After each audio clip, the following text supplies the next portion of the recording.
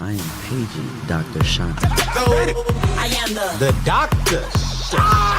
And I'm a licensed clinical psychologist. Yeah. Welcome to the Paging Dr. Chanda podcast, all things related to the Black culture. Revolt. You got the doctor in front of your name.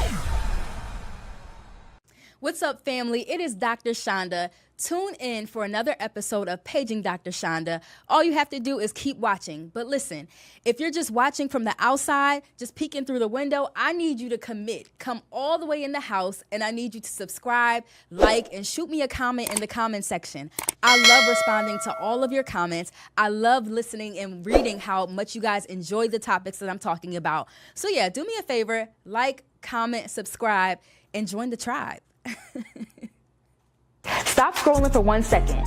This month, we are bringing back the psychology of Black women, the online class brought to you by yours truly, Dr. Chanda, licensed clinical psychologist. Y'all, I've been getting so many questions about why anxiety and depression presents differently in Black women. What do we do about it? How can we start to combat this? And what are some of the reasonings behind it? Listen, if you are a Black woman who has questions about anxiety and depression, it's something you experience or something your loved ones experience, or if you're a professional who works with Black women who experience anxiety and depression, I promise you this class is for you. Make sure that you sign up today. Hey, what's up, everybody? You are now tuned into the Paging Dr. Chanda podcast. Listen, if it is your first time listening to this podcast, what I need you to do is I want you to screenshot whether you're listening to the YouTube or on the audio platforms such as Apple Podcasts, Spotify, or iHeartRadio. Screenshot that and put that in your story. Let me know it's your first time tuning in because I want to show you some love. I want to let you know that I truly do appreciate you tuning in, y'all. My name is Dr. Chanda. I'm a licensed clinical psychologist, and my goal, my passion, my purpose is for you to walk in wholeness, to walk in a space of wellness. And that means that we have to address ourselves from a physical angle, a spiritual angle, a mental, emotional level, and how all those areas can impact us in various domains of our life. That is my goal for today, so I hope that you tune in for the entirety of this podcast because I can guarantee you that it is going to bless you. All right, y'all. So y'all know how we start. We typically get started with our shout outs.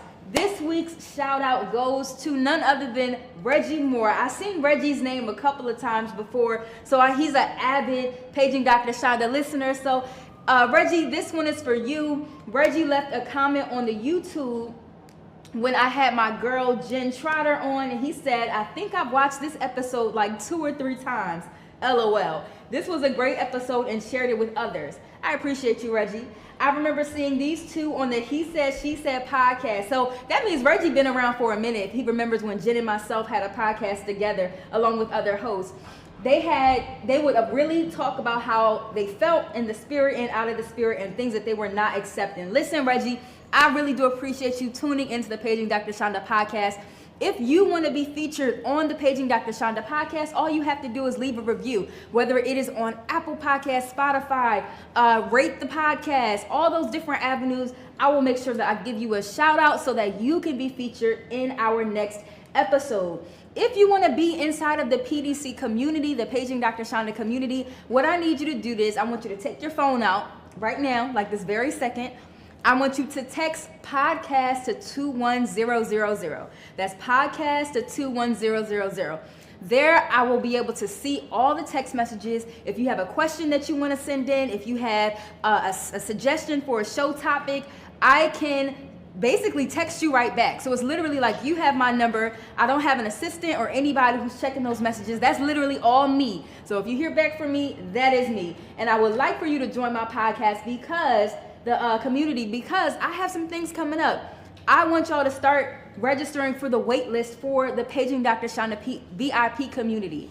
That is where you will have access to our Sunday services, where I will be talking specifically about mental health in the news. And not mental health in the news, that's the hot off the press segment, where I'll be talking about mental health and faith. So mental health and faith is my passion. And so I want to give y'all bonus episodes every week. So on Sundays, I will be releasing the Sunday services with Dr. Chanda, and that will be only available to those who are on my wait list for the PDC VIP community. So I want y'all to sign up like today, like not tomorrow, not next week, today. All right, y'all. So I want to go straight into the Hot Off the Press segment. The Hot Off the Press segment is where we talk about mental health in the news. For the past month or so, we've really been experiencing some significant things, especially in the nation, as it relates to Ukraine, over the past few years, as it relates to COVID-19. All these things impacts us on a mental health level. I feel like a lot of people have been experiencing things socially because we haven't been out in social environments with other people. People are nervous about interacting with people and going back to work. People are nervous about their children going back into school settings, and it impacts us on an anxiety-based level. All those different things really caused a mental health crisis in America. And a part of our mental health in the news segment, the Hot Off the Press segment, I want to identify some of the things that some of the approaches that our nation is taking in order to help alleviate some of the things that we are experiencing as it relates to the nation. So more recently, President Joe Biden had talked about some of his efforts in order to help to alleviate some of these mental health issues that we are experiencing as a nation. He released his new mental health plan that a lot of people have faith in if Congress acts on it. So President Joe Biden is offering over $700 million in resources in order to help with this mental health crisis. Those specific funds are going to be allocated toward helping people to be able to get free mental health resources.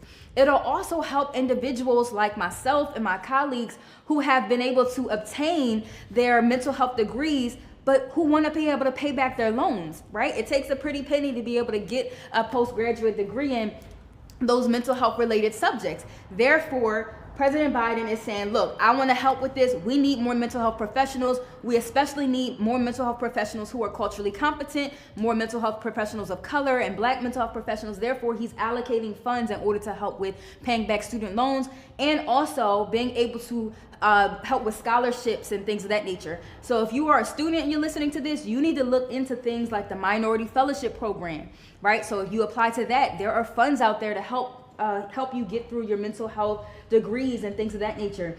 He also talks about how he wants to help with the substance abuse crisis. So that specifically entails helping people, nations, communities to be able to develop programming in order to help other people to progress in their mental wellness journey as it relates to substance abuse. So I thought this was a great Hot Off the Press segment because this directly impacts all of us, because if you're listening to this podcast, that means you have a special interest in mental health and wanting to learn about it. And also it helps us to know that there are resources that are going to be out there that are going to be helpful for us in our mental health journey, again, if Congress acts on it. So we have to make sure we are putting the pressure on Congress. We are doing what we need to do in order to make sure that this mental health crisis plan goes into effect, because it impacts myself, it impacts my colleagues, it impacts you and everybody else who's watching and listening to this podcast, because mental health is important. It's all around us. So I want y'all to do that. Make sure we putting the pressure on the people so that they can know we need this health plan. All right, without further ado, we're going to jump straight into the topic. Are y'all ready? Because y'all know this is the portion, this is the meat of the podcast. This is why I do what I do. We are talking about the paradox of strength today. The paradox of strength. So the reason why I felt as though this topic was so important is because, especially in the Black community, as it relates to how we see ourselves, how we perceive one another, and how we present in our worlds, in our society, when we show up at work, when we show up in our families, it's like we're constantly putting on this mask or constantly having this perception of ourselves of always being strong, being the strong Black woman, being the strong Black man. I would argue that the myth of the strong Black person is a myth. Period. Like point blank period. It's no other way around it. Being a strong Black person is a myth. There's no possible way that individual of any sort can be strong 100% of the time. Now, granted, are we resilient people? Absolutely. You can't experience centuries of slavery, centuries of being oppressed in a nation and still continue to achieve and still continue to be able to provide for families and things of that nature if we're not resilient. So yes, nobody's arguing that Black people aren't resilient. I'm just arguing the fact that this idea of strength in our community is a paradox. It's a paradoxical phenomenon that we need to dismantle, because This idea of strength in our communities has been keeping us subjected to just feeling like we're weak and feeling as though we can't ask for help in so many different areas of our lives. I can guarantee you, if you are listening to this podcast and you've identified as that strong black man, or I'm a strong black woman in one area of your life or another, 9 times out of 10, that whole philosophy has probably kept you from being able to be vulnerable with people. It's probably kept you from being able to ask for help. It's probably kept you from being able to let your family know that you're struggling, or to want to reach out to a therapist or this person or that person who can help you. Why? Because the paradox of the strong black person has kept us suffering in silence. Now, many of you might be asking, well, Dr. Reynolds, I am strong, Dr. Chanda. I'm able to do all these things. I'm able to juggle all these things in my life. That might be true, but are you able to do it in a healthy way? Are you emotionally well right now while you're also trying to stay strong 100% of the time? Has being strong all the time impacted you on emotional vulnerability level? Sometimes we don't realize how constantly having to show up as the strong person, whether it's in our families or in our workplaces, that keeps us from being able to be vulnerable with people who we need to be vulnerable with, such as our children. And then we wonder why some of our kids might feel like their parents are emotionally unavailable, or my parents don't hug me, my parents don't show emotion. Is it because we've embodied this idea of always having to be strong? I always say, just because it's normalized in our community doesn't mean that it's healthy, doesn't mean that it's adaptive. Just because strength has been normalized in our community doesn't mean that it is healthy for us emotionally, mentally, cognitively. So real quick, in the few minutes that I have left, I'm going to talk to you about how this paradox of strength has impacted us on various levels. Are y'all ready? All right, let's get into it. Get your pens and papers out if you need to. So we're going straight into the topic. The image of the strong black person. Number one, how does it impact us? Well, this isn't a notion that we developed, right? This is an image that was developed for us and not by us. When we think about the idea of being strong, when we think about the idea of that strong black woman or the strong black man, we have to keep in mind that this is not a notion that was developed within our community. It was developed in society. It was developed by, i.e. white America, especially during the era of the enslaved period, right? And so where we had black people who had to be, individuals of African descent who had to be strong in situations, who had to disregard their emotions, disregard their physical ailments, and continue to work in harsh environments. Therefore, we had to embody those ideas of strength. Because it was developed for us, though, doesn't mean that we have to necessarily internalize it. And for years, we've been internalizing this notion of being strong like this is something that was created in our community. No, this is something that was created by mainstream America that has been perpetuated in our community, and we began to internalize it.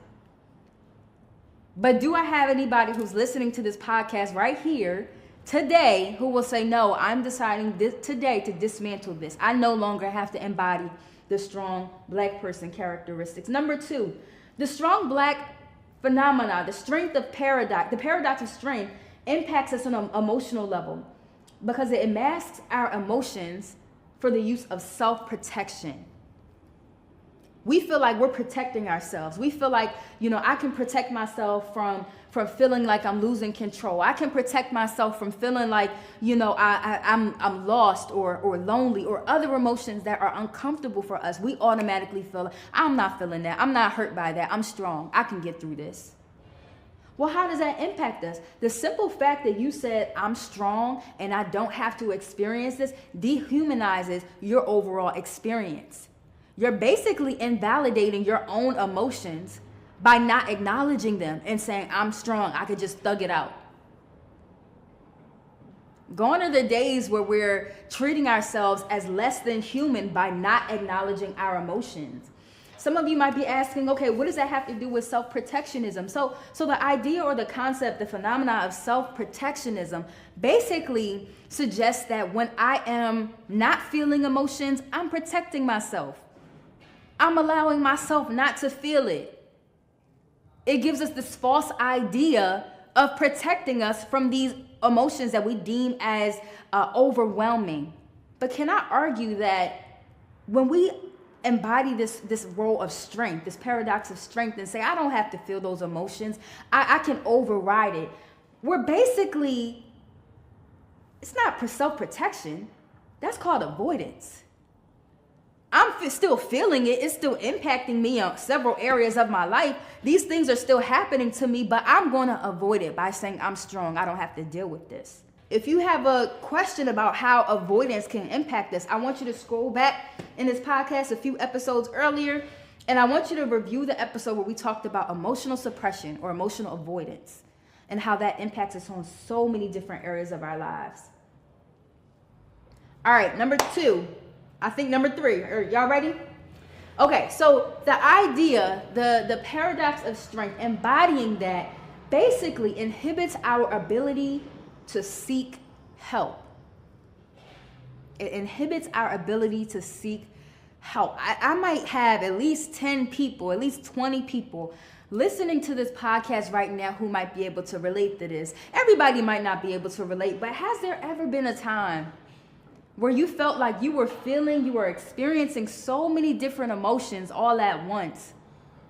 But because of this idea, because of the phenomena of strength, you basically told yourself, you know what, I can't call my mom to talk about this. I can't talk about this with my boyfriend or my girlfriend. I can't talk about this with my best friend because they might judge me. They might see me as weak. They might see me as someone who doesn't have it all together. But what's the problem with that? First of all, because I will be the first one to tell y'all, I don't have it all together. The more we are able to acknowledge that and accept that, the more we are able to identify with those human aspects of ourselves, as opposed to always feeling the need to have strength, always feeling the need to embody this paradox of strength, this idea of strength that has kept us suffering and silence for years and years and years. So it inhibits our ability and our willingness to seek help. I can't tell y'all how many times I've seen people, whether they're just starting therapy or what have you, and they felt as though I couldn't ask for help. I couldn't reach out because I'm always seen as the strong one. I'm the strong friend. I'm the strong family member.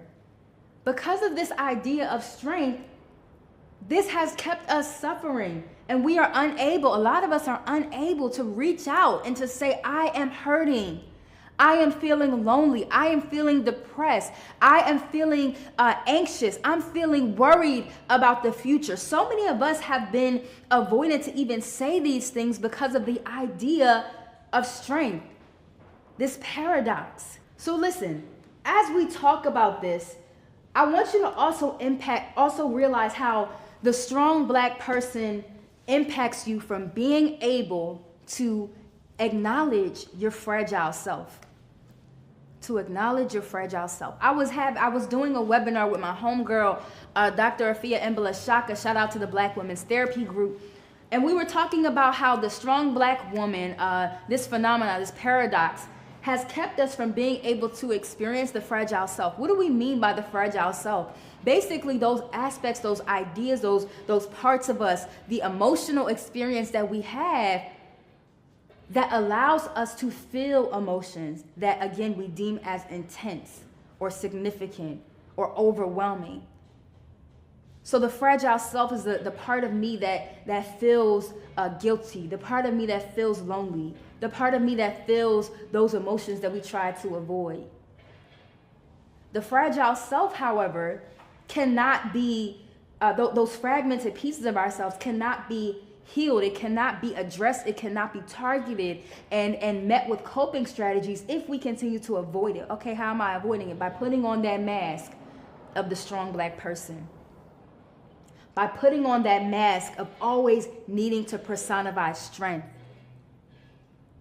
These things are things that allow us to allow the fragile self to remain fragmented. Some of you might be wondering, okay, why haven't I been able to target these emotions? Why do these emotions continue to come up? Why do these emotions continue to go unprocessed in my life? Is it because maybe you haven't given yourself permission to identify with, to be able to get in touch with that fragile self, those fragile pieces of yourself, because of this idea of having to always be strong? Just because you've been operating in this way for years in your life does not mean that it's healthy for you. So my goal for you today, if you're listening to this podcast, I want you to identify, to think about, to assess within yourself, okay, have I allowed this idea, the paradox of strength, to impact me in these domains of my life? Is it causing me to not to be able to get in touch with my fragile self? Is it causing me to not be able to ask for help? Do I embody these characteristics without realizing how it's damaging me from an emotional standpoint? The idea of strength is a paradox. We got to recognize that. We can't heal from it unless we recognize it. All right? So that was my segment for today during the topic. Y'all know, if you felt as though this episode was for you, y'all know I love to hear back from you. So just like Reggie Moore did in the beginning of this podcast, I want you to either write something in the comment section of this YouTube. I want you to share it. I want you to write a review in Apple, Spotify, or iHeartRadio, or wherever else you're listening to this podcast, because I promise you, you're not the only one who felt this idea of the paradox of strength and how it's impacted you. This is something we got to dismantle, y'all. So share this podcast if it blessed you.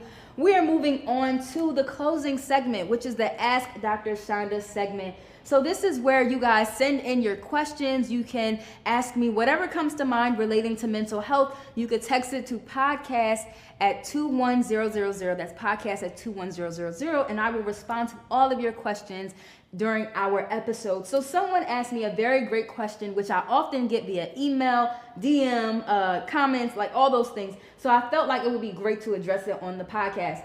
Someone asked me, how do you find, Dr. Chanda, a therapist who accepts my insurance? How do I find a therapist that accepts my insurance? Okay, that is an amazing question.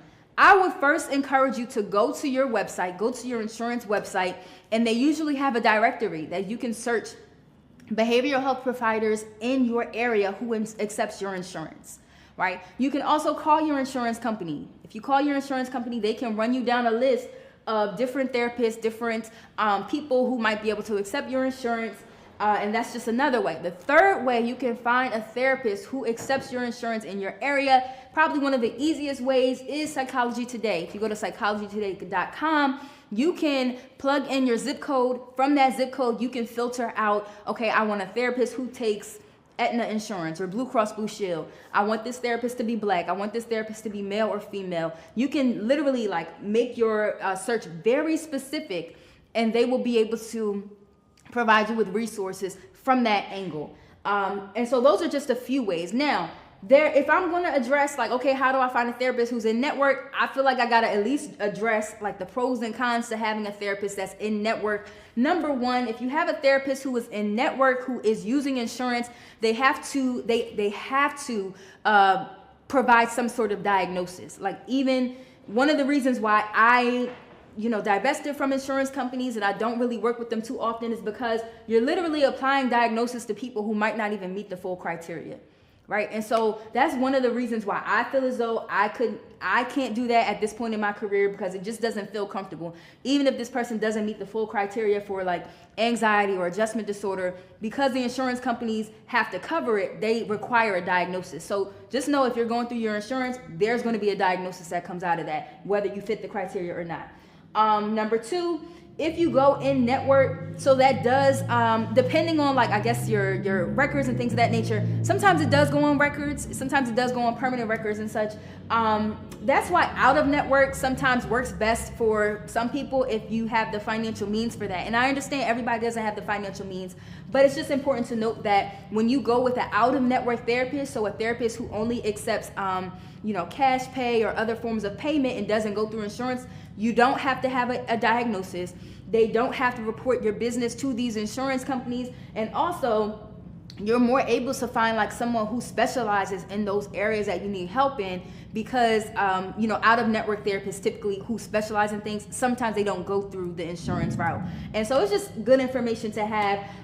Also, like I said, like 99.9% of my practice, I'm an out of network therapist, so they pay out of pocket. However, most of my clients get reimbursed by their insurance companies, even though I don't accept insurance. Okay, how do they do that, Dr. Chanda? I want you to go to your insurance company, ask what your out-of-network coverage is. Some clients have up to 50 to 80% out-of-network coverage.